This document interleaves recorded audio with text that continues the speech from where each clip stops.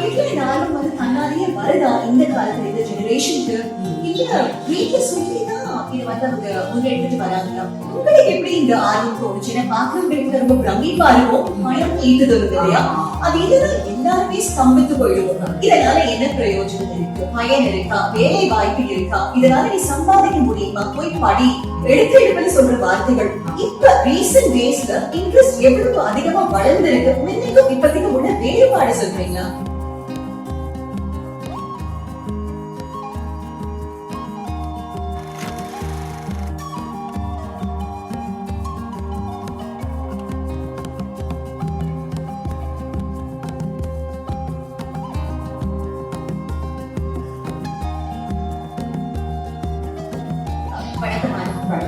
ரொம்ப நல்லா உங்களோட பெர்ஃபார்மன்ஸ் எல்லாம் பார்க்க ரொம்ப நல்லா இன்ஸ்பைரிங்கா இன்ட்ரெஸ்டிங்கா இருக்குது. நிறைய குழந்தைகள் வந்து கத்துக்கிறாங்க. வீட்டுல நானும் வந்து தன்னாலேயே வருதா இந்த காலத்துல இந்த ஜெனரேஷனுக்கு இல்ல வீட்டுல சொல்லிதான் இது வந்து அவங்க முன்னெடுத்துட்டு வராங்களா? ஃபர்ஸ்ட் நான் மாணவிகளுக்கு எப்படி வந்து இன்ட்ரெஸ்ட்லாம் வந்துச்சுன்னா, நான் வந்து ஸ்டேஜ் ப்ரோக்ராம் பண்ணுவேன். 2005ல நான் அந்த ஸ்கூல் ஓப்பன் பண்ணியிருக்கேன். ஸ்டேஜ் பெர்ஃபார்மன்ஸ் நான் நிறைய பண்ணுவேன். அதை பார்த்துட்டு நான் நிறைய இடத்துல வந்து பாட்டு கிளாஸ் அந்த மாதிரிலாம் எடுக்க போகும்போது இந்த மாதிரி கலைகள் ஒயிலாட்டம் கரகம் அந்த மாதிரிலாம் அவங்க பார்த்துட்டு அதாவது எங்களுக்கு சொல்லிக் கொடுங்க அந்த மாதிரி கேட்டு அவங்களுக்கு நான் அதுக்கப்புறம் சொல்லிக் கொடுத்து அந்த பசங்க வந்து வேற ஏதாச்சும் ஃபங்க்ஷன்ஸ்க்கு அந்த மாதிரிலாம் போய் பெர்ஃபார்மன்ஸ் பண்ணுவாங்க. அப்புறம் ஆடியன்ஸாக பொதுமக்கள் நிறைய பேர் அதை வந்து பார்ப்பாங்க இல்லையா? அந்த மாதிரி பார்க்கும்போது அவங்களுக்கும் இன்ட்ரெஸ்ட் ஆகி இப்படி நிறைய நான் இது வரைக்கும் ஒரு கரகத்துக்கு மட்டுமே ஒரு 250 ஸ்டூடெண்ட் கிட்ட கற்றுருக்காங்க என்கிட்ட. அவங்க நான் ஸ்டேஜ் பெர்ஃபார்மன்ஸும் பண்ணியிருக்கேன். சிங்கப்பூர், மலேசியா அந்த மாதிரி இடத்துலலாம் இப்பவும் ஆடிட்டு தான் இருக்காங்க என்னுடைய பசங்க. இதுல மெயினா பசங்களோட இன்ட்ரெஸ்டோட அவங்க பேரண்ட்ஸோட இன்ட்ரெஸ்ட் வந்து ரொம்பவே அவங்களுக்கு என்னன்னா என்கிட்ட வந்து கேட்கும் போது தமிழர் கலைகள் வந்து என்னுடைய பசங்க வந்து ஆடணும்னு ரொம்ப இன்ட்ரெஸ்டா இருக்காங்க. ஏன்னா அது வந்து அழியக்கூடாது ஃபியூச்சர்ல.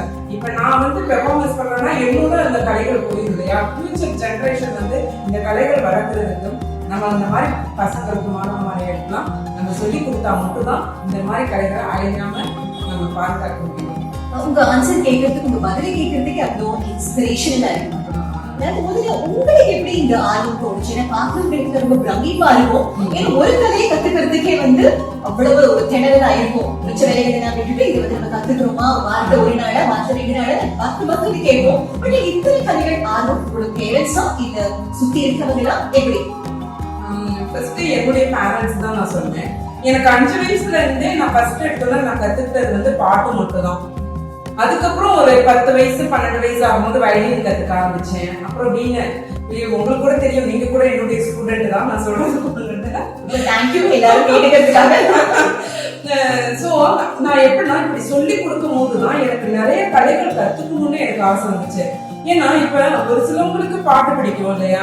அப்புறம் ஒரு சிலவங்களுக்கு இந்த இன்ஸ்ட்ருமெண்ட் தான் வாசிப்பாங்க, இல்லைன்னா ஒரு சிலவங்களுக்கு டான்ஸ் மட்டும் தான் பிடிக்கும்.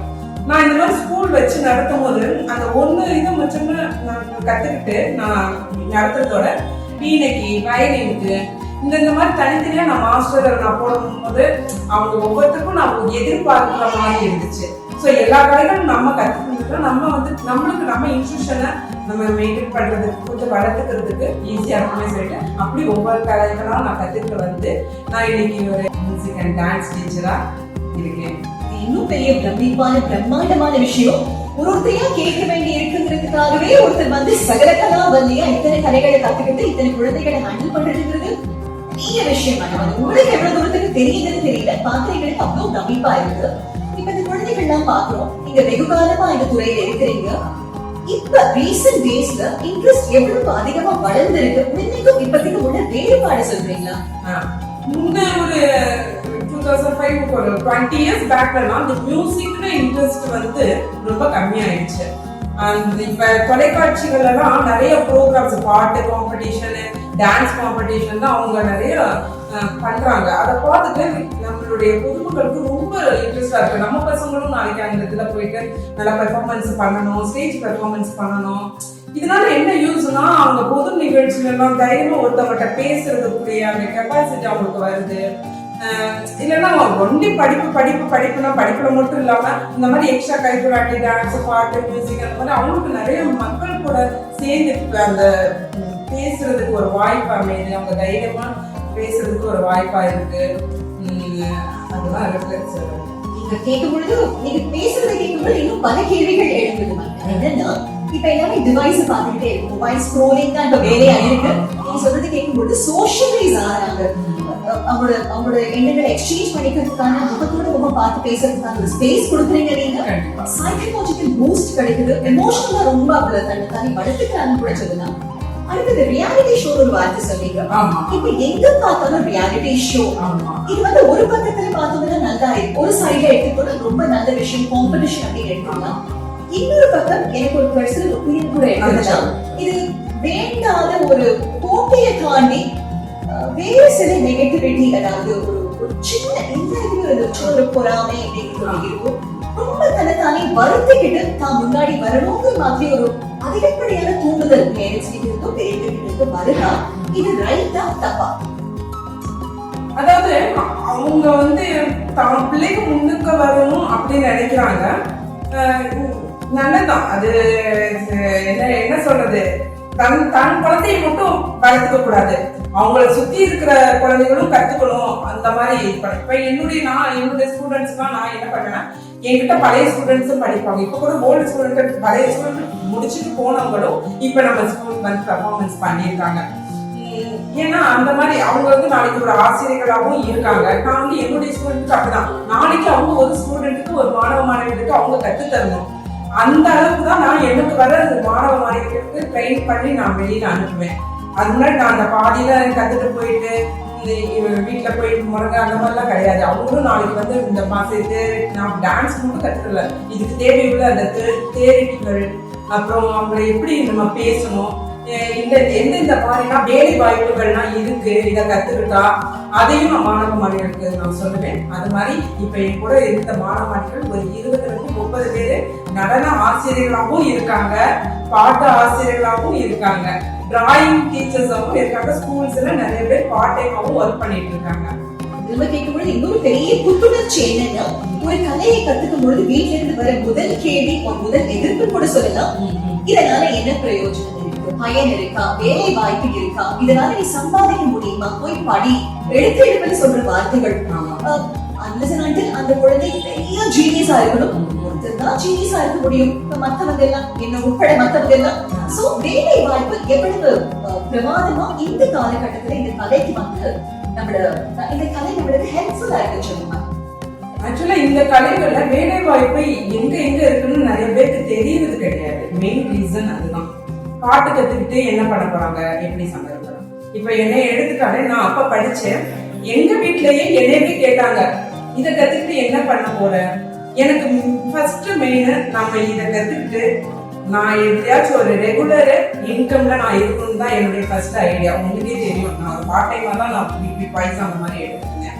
அப்புறம் கவர்மெண்ட் எக்ஸாம் கண்டக்ட் பண்ணாங்க, கவர்மெண்ட்டுக்கு ஒரு கோரிக்கை வச்சேன், பசங்களுக்கு இந்த படிப்பு மட்டும் இல்லாம இந்த மாதிரி கலைகள்லாம் இருக்கணும், பசங்க வந்து அந்த தப்பான வழிகளுக்கு போகாம இருக்கிறதுக்கு படிப்புன்னு இல்லாம இந்த மாதிரி கலைகள், நடன கலைகள், பாட்டு, வாய்ப்பாட்டு, இந்த மாதிரி இன்ஸ்ட்ருமெண்ட்ஸ் தான் அவங்களும் கத்துக்கிட்டாங்கன்னா நாளைக்கு அவங்களுக்கும் யூஸ்ஃபுல்லா இருக்கும் சொல்லிட்டு கவர்மெண்ட்க்கு ஒரு கோரிக்கை வச்சேன். என்னுடைய கோரிக்கையை அமைச்சர் அவர்கள் ஏற்றுட்டு இப்ப வந்து எனக்கும் 2012 எனக்கு கவர்மெண்ட் போஸ்டிங் கிடைச்சிச்சு. அதுல நான் சேர்ந்து இப்ப நான் பிரசன்ட் நான் ஒர்க் பண்ணிட்டு தான் இருக்கேன். அது இல்லாம கலைப்பண்பாட்டு துறையிலையும் நான் இருக்கேன். சென்னை சங்கமம் நிகழ்ச்சி, பொங்கல் ஃபெஸ்டிவல் எல்லாம் கிராமிய கலைஞர்களுக்கு வாய்ப்பு கொடுக்கறதுக்கு சென்னை சங்கமம் நிகழ்ச்சி, இதெல்லாம் வந்து ரொம்ப ஒரு உறுதுணையா இருக்கு. கலைகளை வளர்க்கறதுக்கு, நாட்டுப்புற கலைகள் வளர்க்கறதுக்குலாம் அதெல்லாம் ரொம்ப இதா இருக்கு, யூஸ்ஃபுல்லா இருக்கு. அதையும் நாங்க வந்து பண்ணிட்டு தான் இருக்கோம். வேலை வாய்ப்புகள் நானே வந்து என்னுடைய மாணவ மாணவியருக்கு எங்கேருக்கு வேலை வாய்ப்புகள் இருக்குன்றது நானும் சொல்லுவேன். அவங்களும் அதன்படி நிறைய ஸ்கூல்ஸ்ல, காலேஜஸ்ல அந்த மாதிரி தனியா ஒரு இன்ஸ்டிடியூஷனும் வச்சு நடத்திட்டு இருக்காங்க. ரொம்ப பெரிய விஷயம். ஒரு தனி பெண்மணியா இருந்து ஒரு கோரிக்கையை முன்னிறுத்தி அதுல ஜெயிச்சும் காட்டிருக்கீங்கிறது ஒரு பெரிய ஹிமாலய சாதனை. அதாவது ஒரு கலையை கத்துக் கொடுத்துட்டு பாதியில பாய் சொல்லிட்டு அனுப்பாம அவங்க அதை எந்த வரைக்கும், எந்த அப்படிங்கிறது என்னன்னா அதற்கான ஒரு வேலை வாய்ப்பும் பணம் ஈட்டுதல் இல்லையா, அது இல்லைன்னா எல்லாருமே ஸ்தம்பித்து போயிடுவோம். நீ படிக்கிறதால தான் இப்படி பண்ணி கேட்கிற மாதிரி ஒரு கேள்விகள் வரும். அதை நீங்க உடைச்சு எரிஞ்சுட்டீங்க. இப்ப நீங்க எவ்வளவு உற்சாகமா சொல்றீங்க. இப்ப ஆக்சுவலா என்னன்னா ஒவ்வொருத்தருக்கும் ஒவ்வொரு டேலண்ட் இருக்கும். நம்ம என்னன்னா பசங்களுக்கு நம்ம டீச்சர்ஸ் சொல்லி தரதோட அவங்க இந்த இதை கத்துக்கிட்டனால இங்கெல்லாம் வேலை வாய்ப்பு இருக்கு, இப்படிலாம் சம்பாதிக்கலாம், இந்த வெளியிலாம் போகலாம் அப்படின்னு சொல்லி தரோம்ல, அது ரொம்ப முக்கியம். ஏன்னா ஏதோ ஒரு பாட்டு கிளாஸ் போறாங்க, வாரத்துல 2 நாள் ஓகே போயிடறாங்க, ஏதோ இன்ஸ்ட்ருமெண்ட் ஏதோ வீட்டுல கத்துக்கிட்டு போறாங்க, அவங்க வாரத்துல ஒரு 4 நாள் மாசத்துல 4 கிளாஸ் இதை வச்சுட்டு என்ன அப்படின்னு இல்லாம நம்ம இது கத்துக்கிறதுனால அவங்களுக்கு யூஸ்ஃபுல்லா. அது நம்ம பேரண்ட நம்ம தான் எடுத்து சொல்லணும். டீச்சர்ஸ் ஆகிய நம்ம தான் எடுத்து சொன்னா அவங்க அதுக்கு என்ன முடிவு பண்ணுவோம். அது மொத்தத்துல உடல் பொருள் ஆவி மொத்தமா இதுக்கு நம்ம செலவழிக்கணும். படிக்கணும், எக்ஸாம்ங்கிற மாதிரி இதுக்கு ஃபீஸ் கட்டிட்டு போறோம். 6 நாள் போய் வந்துடுது, நீ போட்டியா போட்டுக்கணும் இல்லாம இதற்கான ஒரு முன்னெடுப்பு, இதற்கான ஒரு இன்வால்வ்மெண்ட் இருந்தா இதுவே பெரிய பெரிய வெற்றிகளை பார்க்கலாம்னு நம்புறேன். இப்ப என்கிட்டயும் சொல்லலாம், தமிழ்நாட்டுல இருக்கிற மக்கள் கத்துக்கிறதோட ஃபாரின்ல இருக்கிற ஜாப்பானீஸ் அப்புறம் மலேசியா மக்கள்லாம் ரொம்ப விரும்பி இந்த கலைகள்லாம் கத்துக்கிறாங்க. இப்பவும் ஆன்லைன்லயும் நான் எடுத்துட்டு இருக்கேன் கிளாஸஸ். அவங்க எடுத்துட்டு அங்கேயும் அவங்க டீச்சரா இருக்காங்க. இப்ப நான் நவராத்திரிக்கு ஆகஸ்ட் மாசம் அந்தமான் போறேன். நவராத்திரி ஃபெஸ்டிவலுக்கு சிங்கப்பூர் போறேன். பசங்க நம்ம பெர்ஃபார்மன்ஸ் பண்றாங்க. Very happy.